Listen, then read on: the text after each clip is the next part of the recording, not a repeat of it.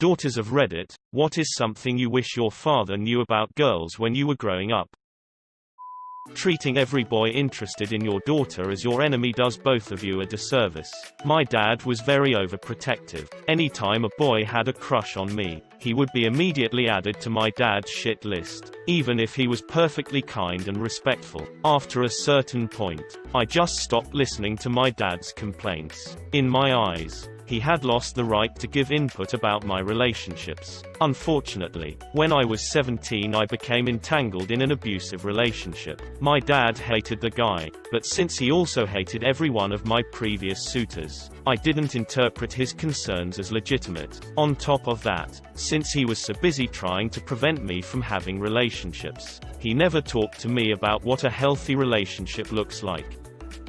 That it doesn't make you look weak to show affection once in a while. My dad hardly ever hugged us or said he loved us.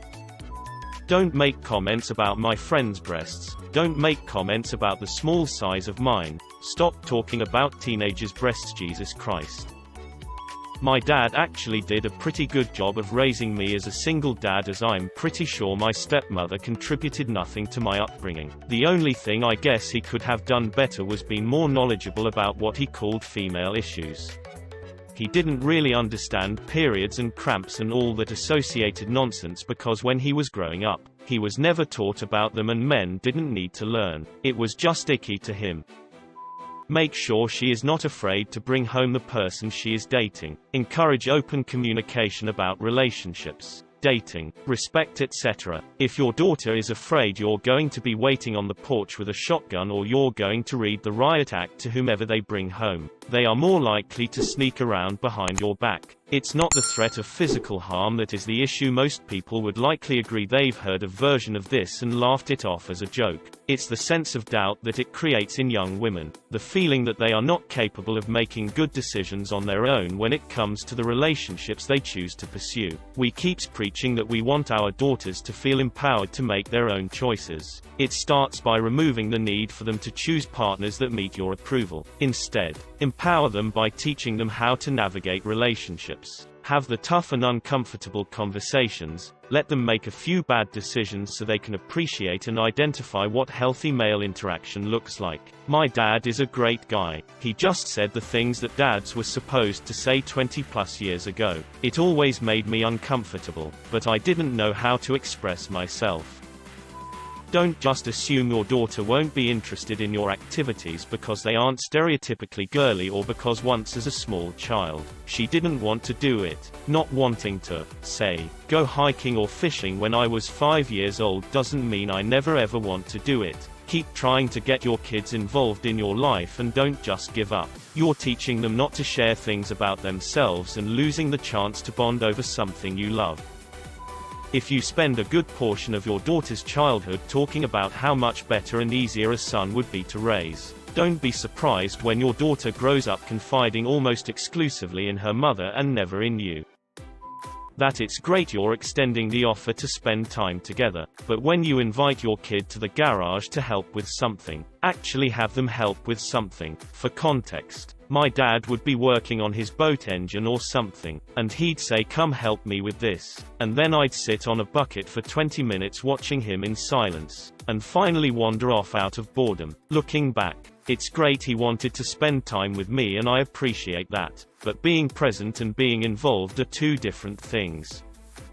Now that I'm an adult I realize just how wonderful my father really is. Not just in comparison to others, but he is an objectively amazing father. He taught us children the hard life lessons while still protecting us. He taught us to be self-sufficient and independent. He taught us to work hard and don't give up just because things get challenging. He busted his ass to make sure we got to go on vacation and experience life. He taught me to hunt, fish, and fix a car. He also taught me to garden and grow my own vegetables. How to take care of livestock and other animals with compassion. However, he also treated me more like a son than a daughter. I only wish that my father would have acknowledged that I'm a girl and it's okay for me to like dressing up and that it's okay to throw like a girl. Granted, I got a full ride to college for sports, and that's partly because I had to hang with the boys and my dad didn't want me to be a great female player but just a great player in general. I think he messed me up only in the sense that it's extremely difficult for me to date.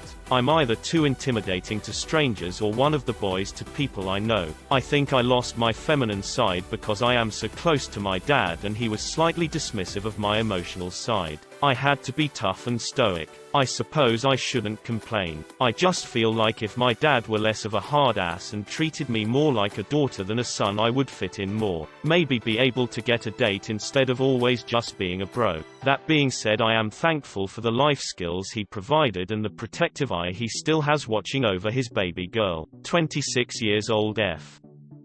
How to build and support a healthy self-esteem and lifestyle habits. The things you say and the way you treat her can leave a lasting impression on your daughter. I was a latchkey kid in an Asian household filled with cheap convenience foods, 3 for $1 hot dog bows, Chinese crackers, etc., and lack of income for things to do outside of watching TV at home. So, I grew up overweight and uninformed about healthy lifestyle habits. Since tweenhood, my dad was constantly on me about my body and bluntly laid it out that I would never find a boyfriend. If he saw me in a t-shirt or shorts, he'd comment on how big my arms, thighs looked. I'm now in my late 20s and still refuse to wear tanks, short sleeves, skirts, dresses, shorts because of that idea that has been ingrained in my thought process. The link between being fat and being single still has a huge presence in my mind. My dad passed away last year from his own struggles with his health: cancer, diabetes, hypertension. Since then, I've made my own lifestyle changes and went to therapy. I am about halfway to my weight end goal and I've discovered a love for hiking, spin classes, and yoga, but trying to build up self-esteem through reframing of things and positive self-talk has been the hardest struggle of all. How to put hair in ponytails, brush long hair in general. Just thinking about it 20 years later makes my scalp hurt. Also, to include the daughter in stereotypically male housework. I can cook and load a dishwasher like my life depends on it, but I can't do any sort of maintenance like putting up a picture frame or unclogging a sink.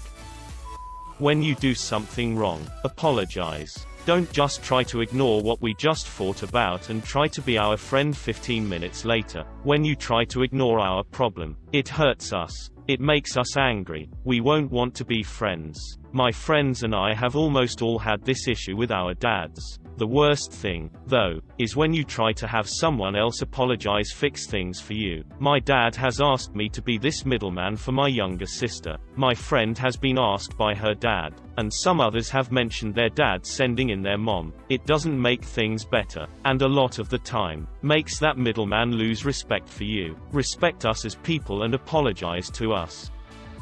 My dad actually was an amazing man and I think very special as a dad. He really encouraged our independence and our want to learn about anything and everything, which I think a lot of dads forget to do. He focused a lot on education, and as a result my brothers and I were reading very early, which helped us be interested in things like the Science Museum and the zoo and any sort of science program on TV. He used to just let us run crazy as kids because he knew how important it was for us to savor actually being kids. When I was little I made a mud pit in the backyard. We had a hole that our Weimaraner dug and it got filled with water, so 3-year-old me thought it would make the perfect mud pit.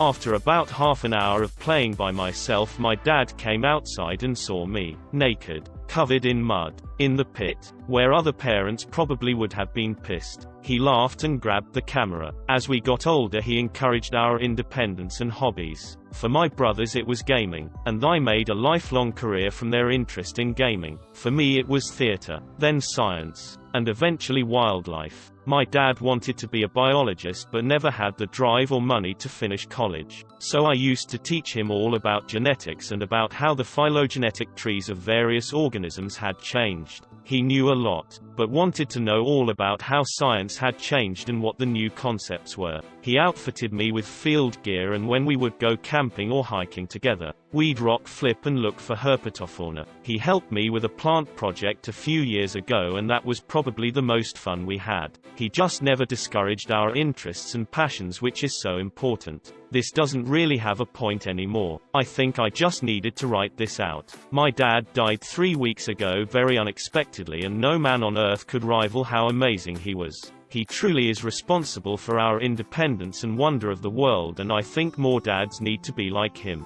Dads, let your daughters and sons learn freedom. Let them explore the world and make an effort to be interested in their interests, no matter how weird or dumb you think they might be. Let your kids be kids and do dumb things sometimes. Also, always let your daughter know that you have her back, whatever stupid decision she makes, trouble she runs into, dumb man she dates or gets involved with. You've got her and you'll be there for her when things fall apart. My dad was so good about that.